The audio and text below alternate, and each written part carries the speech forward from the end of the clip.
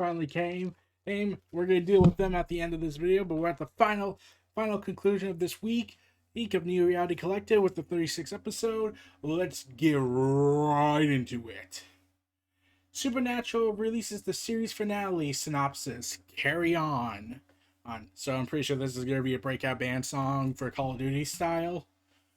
So the synopsis for the final episode doesn't give exactly too many story details on plot points. Rather, it serves as a prelude to what is sure to be an emotional conclusion to the long-running series. Seizing the final ride as a 15-year journey reaches its end. However, it seems safe to assume Carry On will deal with the fallout of Supernatural's penultimate episode, Inherent the Earth, in which the Winchester brothers' battle against God rages on, and a familiar face returns to join the fray. The end. The official synopsis. After 15 seasons, the longest running sci-fi series in the US is coming to an end. And baby, it's the final ride for saving people and hunting things. The episode was directed by Robert Singer and written by Andrew Dabb, number 1520. The original air date, November 19th, 2020. So Supernatural has been the staple of DC's lineup for CW's lineup for well over a decade, originally appearing in the network's predecessor, the WB, in 2005. And season 15 premiered 1 year ago on the 19th. It aired 13 of its 20 episodes before being put on hold this past March due to the results of the pandemic. Following the industry-wide shutdowns, Supernatural was ultimately able to resume production with the show's final season beginning to air its remaining episodes on October 8, 2020.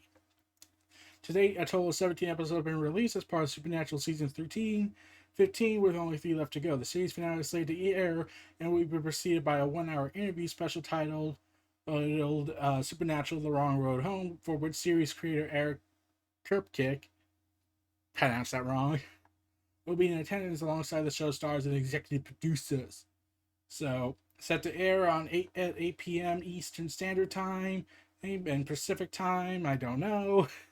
On the CW, Supernatural's final episode is set to air on the 19th of November, and all the shows are set to come to, and 14 seasons are currently streaming on Netflix, with Supernatural's final season being added on the streaming service by the end of November. I never watched it. Yeah, I'm edgy, aren't I? I've never watched it. Never watched Supernatural. I thought I just ultimately never watched it. I don't know why. I just didn't. But yeah, 2020, the year that makes people sad. Like, I know my family members that in Colorado watch it, but that's about it. I think my grandmother does.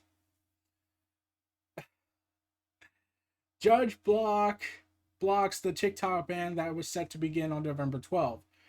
TikTok scored an illegal victory in the U.S. after a judge in Pennsylvania temporarily halted the restrictions that would have banned the popular video app starting on November 12th. As reported by the Washington Post, the Pennsylvania judge granted an injunction that halted the ban of TikTok, which was set to take place in November. However, the injunction was granted not because of TikTok, but rather 3 content creators who argued the TikTok ban would hurt their business and close access to professional opportunities afforded by TikTok. The Pennsylvania suit was brought forward by TikTok users Doug Marlin and Christina Rabb and Alec Chambers, each of whom have several million followers on the app. Judge Wendy Beadlestone, that's a real name, agreed that banning TikTok will mean creators will lose the ability to engage with the millions of followers on TikTok and the related brand sponsorships. This is the latest setback as part of the Trump administration as it seeks to ban TikTok in the U.S. over alleged security concerns. A Washington, D.C. district judge already granted TikTok a temporary injunction on the order that would stop downloads for TikTok after agreeing that a ban will cause irreparable economic and reputational harm to the business. Judge Beadlestone's decision could potentially be overturned, but for now it means TikTok will remain available past November 12th. TikTok parent company ByteDance may be still forced to sell the TikTok business to a U.S. company, however. So, I never got into TikTok. My sister uses TikTok. As much as I don't like talking about that. And I've seen what TikTok has produced with their lavish big homes. Because, I don't know, the communist China went ahead and funneled all the money. It's just...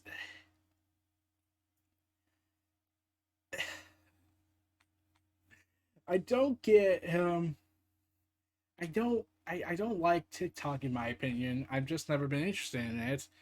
But I get people love it and whatnot, but I don't see what the appeal is. I'm like, probably it's because I'm too old and not with the times. And quite frankly, considering how this world's going to, I'm pretty sure I should be best thinking old school. So, other news. There's a metallic asteroid between Mars and Jupiter, and no, it's not colliding with the Earth, so cancel your apocalypse, people. It's not happening. However, if you want to be an astronaut and go look for this meteorite, this asteroid, now's your chance. Because this meteorite, this asteroid between Mars and Jupiter, has an estimated worth of 10 quadrillion dollars, which is more than the entire Earth's economy, is orbiting around Mars and Jupiter, according to a new report from the Planetary Science Journal as reported by CBS News. So, asteroid 16 Psyche, as it's known, is thought to possibly be the remnant of a planet core that never properly formed into an actual planet. While most asteroids are made of rock and ice, the incredibly dense Psyche is made mostly of metal and measures about 140 miles in diameter, making it the size of Massachusetts. The Planetary Science Journal's new study has found the Psyche may be comprised of iron and nickel, which would be typically found in the core of planets. We've seen meteorites that are mostly metal, but Psyche could be unique in that it might be an asteroid that is totally made of iron and nickel. Earth has a metal core of a mantle and crust. It's possible that Psyche's protoplanet was forming. It was struck by an object in our solar system and lost its mantle and crust. NASA plans to launch an unmanned spacecraft in 2022, also named Psyche, on SpaceX Falcon Heavy rocket to reach the asteroid and study its composition and history. Those will make the first time NASA ever has reached a body comprised entirely of metal. The spacecraft will reach Psyche by 2026 of January. Back in 2017, researchers also told CBS News they would not be utilizing the asteroid's 10,000 quadrillion metallic mass for any business gain. Okay, one, I don't believe that. Two, just take a small chunk of it and you have the power. What makes Psyche and other asteroids so interesting is that they are considered to be building blocks in our solar system. To understand what really makes up a planet and to potentially see the inside of a planet is fascinating. Once we get to Psyche, we're really going to understand if that's the case. Even if it doesn't turn out as we expect, any time there's a surprise is always exciting. Oh, and we may secretly cut a piece of it off so we can bring it back to the world, and then we can make all the monies. Like, come on. 10,000 quadrillion dollars. That's more than the U.S. economy, Earth's economy. The entire planet's economy is not close to that. And you're going to tell me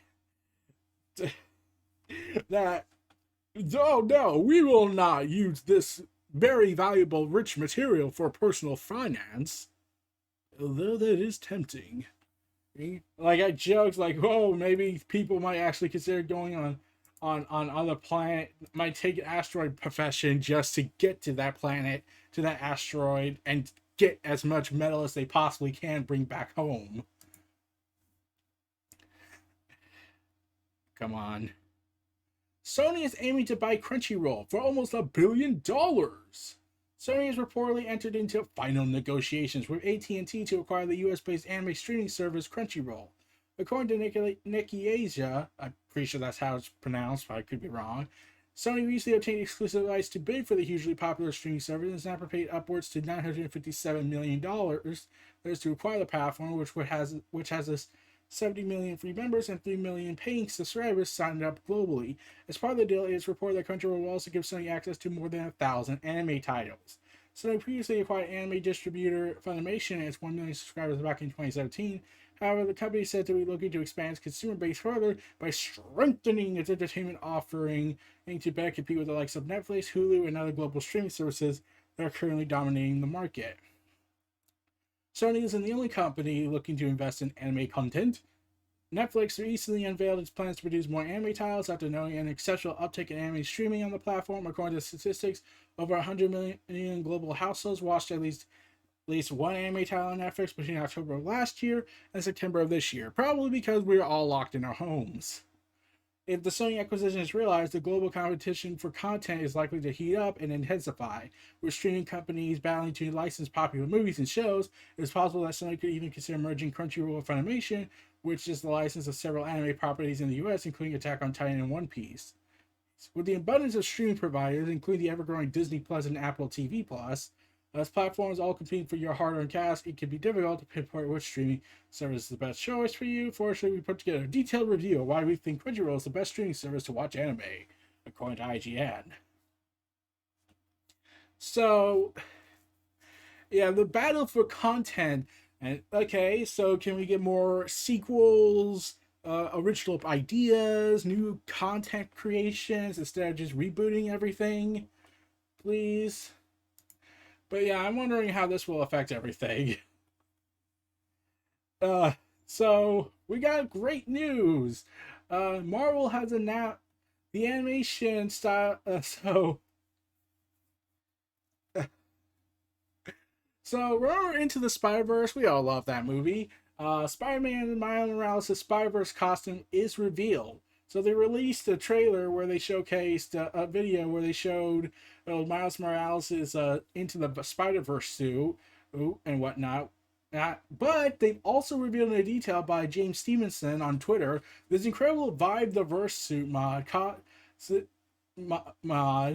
causes the suit to mimic the visual frequency of an Earth. The special animation you see, you can equip it or attach it to a different suit. So the animation style, which mimics the frame rate of the Earth Into the Spy-Verse film, can be applied to other suits or turned out completely. And James Stevenson's Insomniacs' community director revealed on Twitter that the style comes with Vibe the Verse suit modification rather than being part of the just the Spider-Verse suit. So essentially, if you put on this suit, you won't get the verse thing. It's a modification that can be put on all your suits. As such, we will break time in ways you could never imagine. So, remember the High Republic? We kind of forgot about that, didn't we? Well, they're pulling back more of the curtain and they have revealed the villains of the story because the ideological concept of change is just too much of a good idea. The Dringer, I think.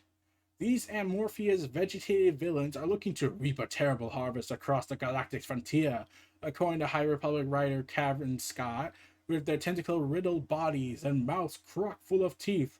The Dringer are described as sentient plant life who rise up from the ground to wreak havoc at a time where the Jedi are struggling to deal with the aftermath of the Great Disaster, and are inescapably linked to the fate of one of the Jedi's. Scott says the concept of the new creeping terror came from a sketch etched by legendary Star Wars artist Ian McCaig in the early days of the High Republic's development. Well, when I think of plant-like creatures that are looking to harvest stuff, I think of some other Star Wars thing. What was it? It was a big event. It was 22 books, I believe. Um, I believe they were all about biotechnology, bioorganic technology, and they also would go ahead and transform planets into plants, essentially. Well, they are from another universe and timeline, so they are not canon. So we could claim this as an original idea. Yeah, I'm pretty sure these among are happy about that. And we got the Null coming back. Basically, brutal savage marauders based in the Outer Rim, reveals later the Jedi author Charles Saleh. The Nile are organized into three main divisions known as Tempests, with each faction serving under a captain who wields total control over their plans, which runs directly through both the Republic and the Jedi Order. The chaotic clan are fully equipped with weapons, ammunition, and anything that might kill you. I'm like, might be, we don't know, which they're not afraid to use to get what they want. In fact, the Nile sound like a pure nightmare fuel because they have the ability to appear everywhere, almost at will. And if you stand in their way, they will kill you and everyone you love, according to Saleh. Um. God. So, Marauders. That's essentially what they are. Got it. The Markian Row. I'm pretty sure I pronounced that wrong. Martin Rowe holds an important post within the greater Nile organization. He is the eye of the Nile, as was his father before him. Rowe isn't a person in charge of delivering the orders to various factions because the role is already assigned to the Tempest Runners. However, everything is said to revolve around this mysterious cloaked character who seems to play an influential role in the group. The thing that makes the Niall, more than just a bunch of Alarin brothers all come from Mokian. Though Jay, he will show up in the High Republic like the Jedi and show up in the comic High Republic Adventures. No. Okay. So, excuse me. So yeah, okay. I honestly have no opinion on these creatures other than the first one because they literally sound like the Yuzon Vong except less cooler. So, okay, so the total PC specs for Call of Duty Black Ops Cold War, which is a terrible name still, is said to be will require up to 250 gigabytes of storage. Multiplayer can be downloaded by itself for 50 gigabytes on lower settings.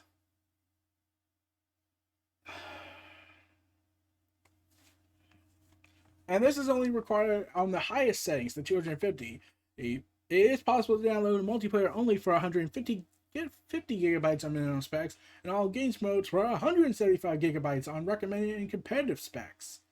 Oh, wow, I care so little. And I know they said they're going to make a patch to let you reduce the file size by uninstalling specific parts of the game modes, but oh, oh god, like I have never played a franchise that is packed with so much, yet it feels like there's so little, in my opinion. Like Black Ops was a great sub franchise for Call of Duty. Then they went multiplayer only, and then they went far into the future when that no longer made any logical sense. In fact, the last one didn't even have it. It didn't really connect to the main story. I'm so confused. But okay. Now this is essentially a soft reboot, but like, yeah, they have specifications, and the smallest one could be 175 gigabytes. So, yeah, I'm so glad I don't play this franchise as much anymore. So, Natalie Portman in Thor's Love and Thunder's Natalie Portman confirms her proper superhero name. Ah, so, oh, Natalie Portman conducted the interview from Sydney. The in a virtual appearance at the Kelly Clarkson show, Portman, who played Jane Foster in the first two Thor movies, confirmed what many had suspected. She will take on the mantle of the Mighty Thor in the fourth installment. Was that really a secret? Um. Okay. Was that really a secret? Everyone kind of knew that was coming, especially when you brought, especially at the convention when they announced the future phases, they have her specifically wield the hammer of Thor. That's yeah. Portman added that not only female superheroes are important for young girls to see, but it's really important for the boys, for boys to get to see women in those kinds of characters and those kinds of personalities. It just expands opportunity of how we all see each other. Yeah, because we guys clearly don't identify with female characters, right? Well, like, I certainly did not cry when Ahsoka Tano got kicked out of the Jedi Order and then was cost effectively screwed over big time. I even wish she stayed and they could have changed a lot of things. And I certainly don't relate to Korra from Legend of Korra when she went through her struggles, when she had that big mental breakdown and had PTSD. I certainly did not relate to that, right? I certainly couldn't feel for her, right? Right? Oh, god damn it. Yeah, I'm not gonna get into this. Spokesperson says Ray Fisher's claims against Joss Whedon are false. Fisher has responded. Fisher spoke regarding his accusations set to being toxic and ongoing Warner Media investigation into his abuse claims against Whedon producers Jeff Johnson and John Berg. One statement, which has since been deleted from the Forbes interview, referenced Whedon ordering the complexity change, which prompted the response of Whedon's spokesperson. What set my soul on fire? Oh, wait, no, this is the deleted statement I talked about. Whedon's spokesperson commented, the individual who offered this statement acknowledged that this was just something he had heard from someone else and accepted as true, when in fact simple research would provide that it was false. As is standard on most all films, there were numerous people involved with mixing the final product of this film, including the editor, special effects person, composer, with the senior colorist responsible for the final version's tone and colors and mood. The process was further complicated by the fact that Zack Snyder shot on film while Joss Whedon shot on digital, which required the team, led by the same senior colorist who has worked on previous films with Zack, to reconcile the two. Cinema Blend was given a response by Fisher. The statement was made by Whedon's spokesperson, and Fisher said, "There's only a head breadth away from Berg's." Fisher was upset about Booyah defense, and I've been trying my best to make sure Joss Whedon and John Berg aren't able to throw completely under the bus by the other guys, but when they make these half-baked knee-jerk excuses publicly, they make my job a lot harder. I'm settling in with my family for the night. I'll have a more in-depth response tomorrow. Other response claims by Fisher include Whedon cutting characters of color like okay, all that stuff. Of yeah. Uh, yeah. So that happened. On Star Wars' official book Twitter account, Del Rey Star Wars, it was announced that the Thrawn on Ascendancy trilogy continues with Book 2, The Greater Good. It's all about the greater good. The greater good. What is up all about the greater good? The greater good. Come now, Captain. Everyone in the near reaches of the chaos has legends of the Chiss. The greater good. Yeah, so, yeah, they've announced that it's set to launch coming May 4th, 2021. Yay, May the 4th be with you and all that, whatever. Greater Good was one of the suggested titles for Chaos Rising, but ultimately the publisher and author decided to go in a different direction for the first part of the trilogy. According to Design's editor, Greater Good combines well with the as of yet undisclosed title for the third and final volume of the Thrawn Ascendancy. The trilogy follows the early years of General Thrawn and his meteoric rise to the ranks of the Chiss expansionary fleet before he went into exile to work for the Empire. Here, yeah. I won't talk about more about Chaos Rising and all that because the people haven't read it, so I'm not going to go into that. But let's move on. I like Thrawn. I just hope Timothy Zahn can work on other characters, and hopefully one of them involves Mara Jade, Luke's wife.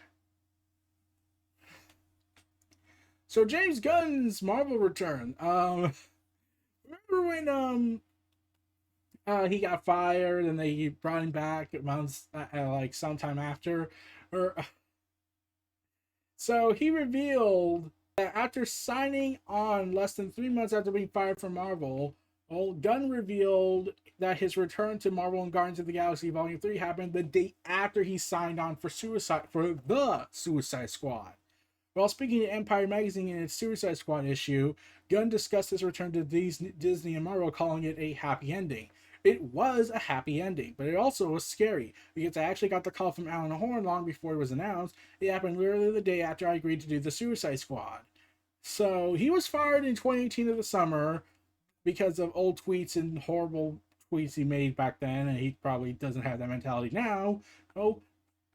And then signed up 3 months later for the Suicide Squad, then got called the day after that, hey, we would like for you to come back with us. And they were announcing it in 2019 of early that year. So they waited 6 months. It's I think. So yeah, he got his happy ending. So we get Wonder Woman updates. So one down, one to go. Wonder Woman, the immortal Wonder Woman is said to have a returning character that hasn't been seen apparently since 1999, I heard. And it's part of the solicitations that came out regarding the immortal Wonder Woman. Apparently there's this character named Nuba. I'm pretty sure I butchered that name wrong, so do not come after me if I got that wrong. Um, they revealed that have shown off a new look for Nuba, who will be appearing in DC Future State Immortal Wonder Woman and coming out in January. He's saying this: so many DC comic fans have been waiting for this one, so let's go. Daughter Hippolyta, sister Diana, princess of the Amazons, and now Wonder Woman. McKinney wrote on Twitter, Nuba, who she was in all her original glory, you know I had to bring our girl to the main stage. Finally. I don't know who this is. So luckily there's some sites that cover this thing. Nuba, depicted as the long-lost sister of Wonder Woman, was created by Robert Kagner and Don Heck. Nuba debated in Wonder Woman 204 in late 1972, reintroduced in post-crisis continuity in 1999 by Dalzell Young and Brian Dehem. She hasn't been seen for a while in the regular comic book continuity, but does appear in Wonder Woman Earth 1, Gods Among Us, and stars in the upcoming original young adult graphic novel, Nubia Real 1. So what is the solicitation for the immortal Wonder Woman? The undoing are coming! So, okay, first the solicitations. So let me before I read the description. And Nubos, there's a backup story on that, and we'll have a cardstock variant by Peach Momoko. Oh, this is the description. The undoing are coming! Long past the age of heroes, few Diana Princess friends survive, and most of our sisters have passed as well. As an immortal goddess, this is her lot. But then a threat appears that even the mighty Darkseid can't handle, and it's up to Wonder Woman to take on the battle. It's a big and action and high fantasy at the end of time, courtesy of Eisner award-winning cartoonist Becky Colan, who has also worked on By Chance or Providence and Gotham Academy, and a Doom Patrol co-writer Michael W. Conrad with the popular artist Jen Bartle, who worked on Blackbird, making her interior art debut for DC Comics. And peered to the closer future as the original champion of the Obscura strikes out on her own. Things have not been stable on Paradise Island for some time. Nuba has found a new home in man's world. Now she is tasked with protecting it from the dangers of the world of myth and magic. The writer of DC's Nuba Real 1, Ellen McKinney, he takes this powerful Amazon to a whole new level.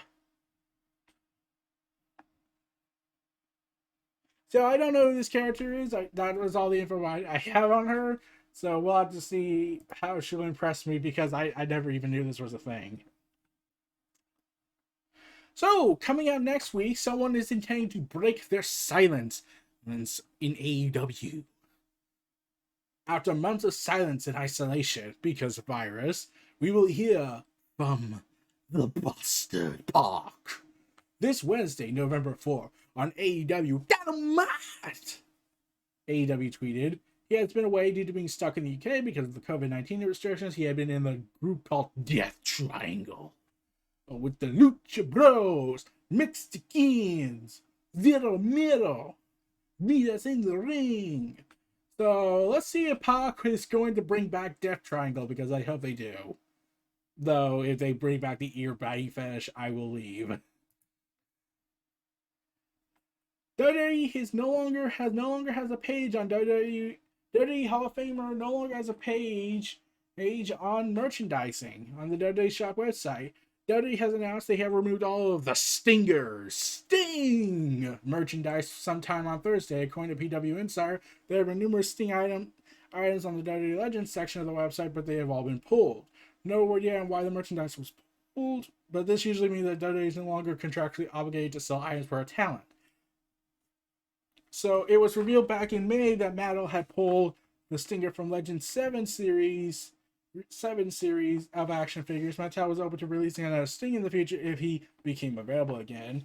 And it was then revealed in mid-May that Sting was no longer under contract with the company. Word then was that Sting and WWE could work out a potential new deal in the future, specifically for merchandising, but there's been no update on if a deal has been reached. His last appearance was February 25th, 2019, for a birthday celebration for Hall of Famer Ric Flair, where he got beaten up on by Batista.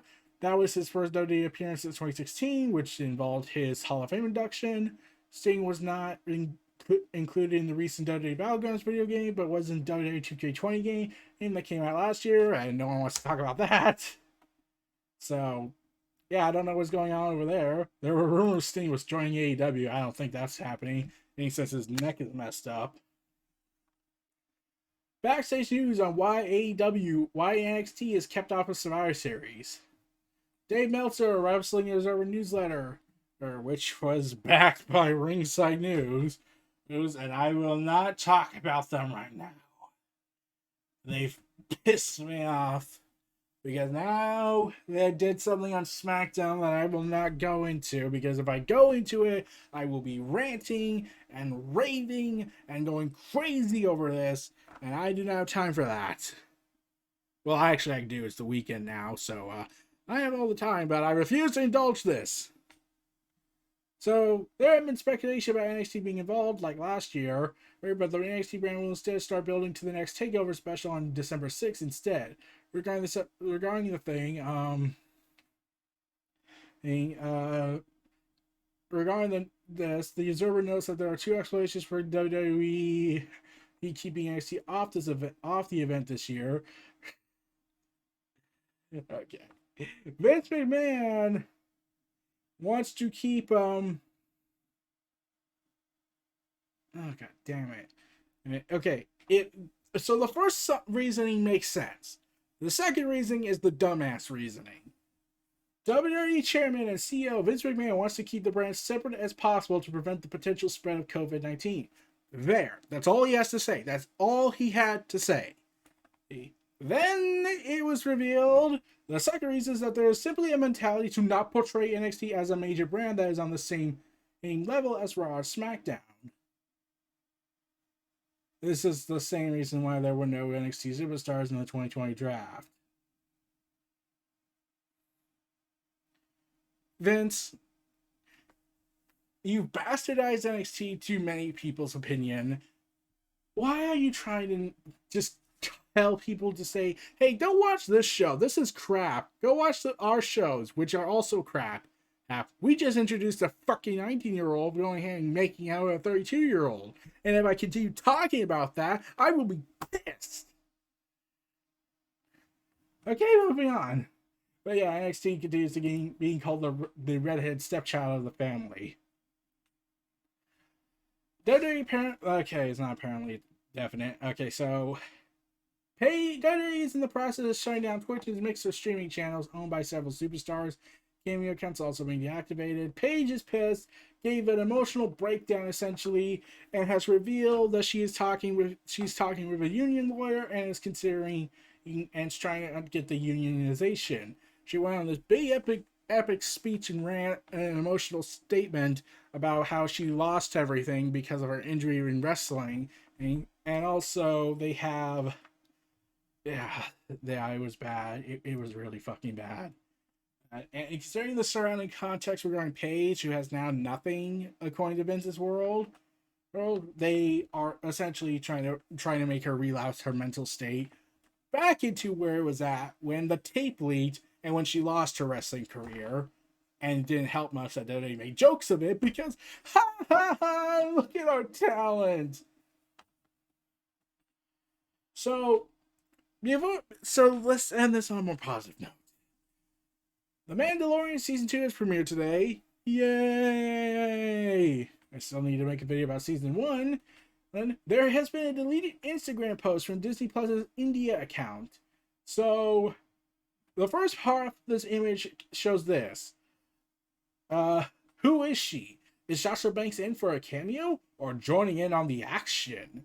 Where it shows in the trailer Sasha Banks is wearing a robe and then disappears into the crowd out of nowhere because she's probably a Jedi or not. Some people believe she's Sabine Wren. I don't think so. I'm hoping she isn't.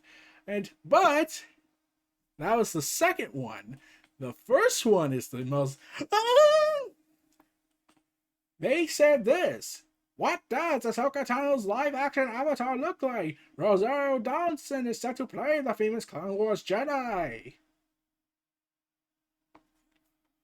Oh yeah! Yeah!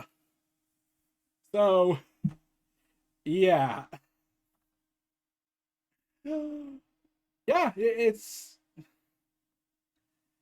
Yeah, So, yeah, I'm getting the feeling she's in the Dave Filoni directed episode because Dave Filoni does love... Because Ahsoka was Dave Filoni's creation, and George Lucas, and the last reminder of George Lucas's days in the glory era of Star Wars. So, yeah, I am hyped that they leaked this because now I get to say, yay! Yeah, she's coming back!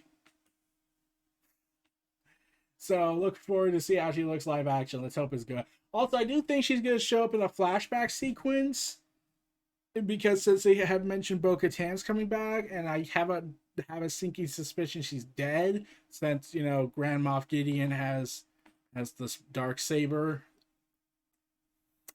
So if I had to guess, it's going to also feature a flashback with Bo-Katan, which will probably give the Mandalorian some character development regarding the history of the ancient enemy of the Jedi and the Mandalorian to give him a new perspective that not all the Jedi were, fucked up idiots. So I'm excited for that. Yay! Now, let's dig into the finale. Comics. First up on the list, Batman, 3 Jokers. Hold on. With the Joker and Red Hood, the Red Hood variant with the Joker Red Hood card. But let's flip the comic over. Fantastic Four Antithesis number 3, the Alex Ross Medusa variant. Alex Ross is awesome. Alex Ross's paintings are beautiful. Don't judge me. Next up on the list, and this doesn't have a flip, up Rise of the New God.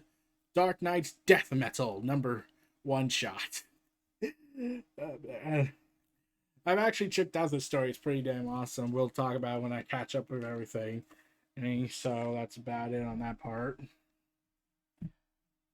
I am the new God. The final issue of Batgirl, issue 50, the giant-sized finale issue. Oh, and to top it off, Exosaur Stasis. And I got a very rare variant of it at my comics, Third Eye Comics. Check them out if you live in the eastern coast of Maryland and Virginia, which features this beautiful variant. Once again, I wanted to get the Pepe Larraz normal version, but I just want to stand out with this. Don't judge me.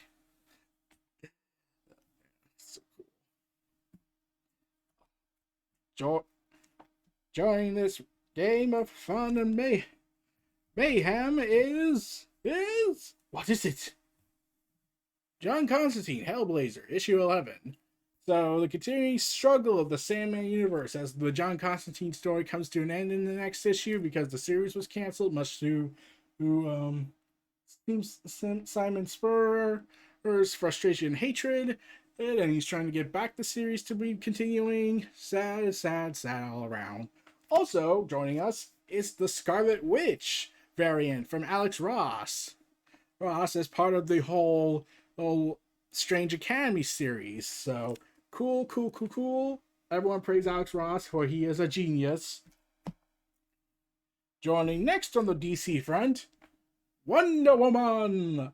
You'll believe that she is the spirit of truth. Issue 65. So, variant cover here, beautiful cover here, and joining it is the variant cover for Department of Truth number 2. Ooh, Oh boy, conspiracy galore. Our favorites.